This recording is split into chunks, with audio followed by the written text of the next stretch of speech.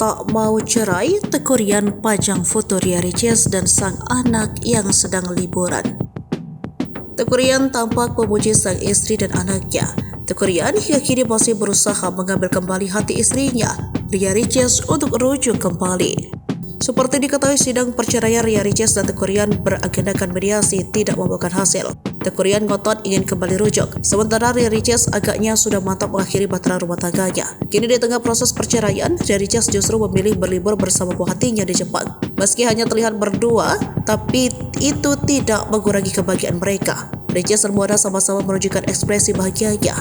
Momen itu pun rupanya diketahui oleh Teuku Ryan. Terlihat dari Instagram, Teuku Ryan memajang foto bahagia Ria Ricis dan Moana saat liburan.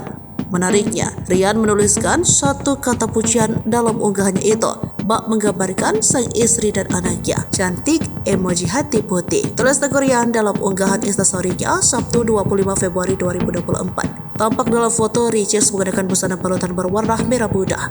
Ricis melempari senyuman sembari mengangkat anaknya ke atas, masih ingin rujuk dengan sang istri.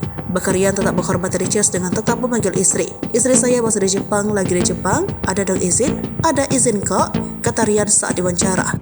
Komunikasi alhamdulillah lancar, mohon doanya aja ya, yang terbaik, sambungnya.